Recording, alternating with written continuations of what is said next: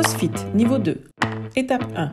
Entrer dans la position de la planche abdominale. Les avant-bras sur le sol, les coudes positionnés sous les épaules, les jambes étendues. L'athlète doit, à 5 reprises, exécuter à la manière d'un push-up les mouvements suivants. Placer la main droite à plat sur le sol. Placer la main gauche à plat sur le sol, en redressant les bras en position de poussée. Revenir en position de départ en replaçant le coude droit au sol, puis le gauche.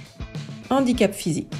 L'athlète devra monter et descendre sur une plateforme d'au moins 20 cm de hauteur ou sur un step 5 fois. Les 2 pieds de l'athlète devront toucher à la plateforme et ensuite au sol pour qu'une fois soit comptabilisée. Étape 2.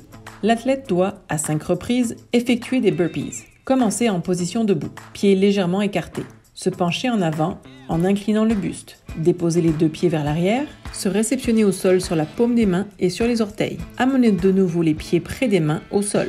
Se redresser. Sauter verticalement. Handicap physique. Commencer en position debout, pieds légèrement écartés. Se pencher en avant en inclinant le buste. Se positionner au sol, couché sur la poitrine. Se redresser avec les bras en pleine extension vers le haut.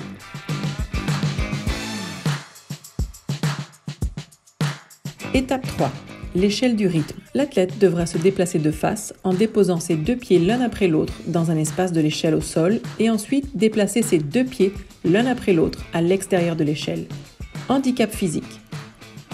L'athlète devra se déplacer de côté en déposant ses 2 pieds l'un après l'autre dans chacun des espaces de l'échelle au sol. L'échelle au sol possède 4 espaces de 1 pied carré. Au secondaire, les élèves répètent toutes les étapes à 3 reprises. Les athlètes du primaire et de la catégorie avec handicap physique doivent répéter toutes les étapes à 2 reprises.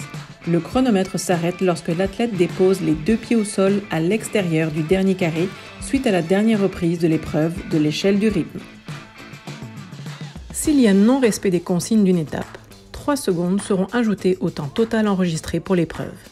Si l'athlète ne complète pas l'une des étapes, 10 secondes seront ajoutées au temps total enregistré de l'épreuve.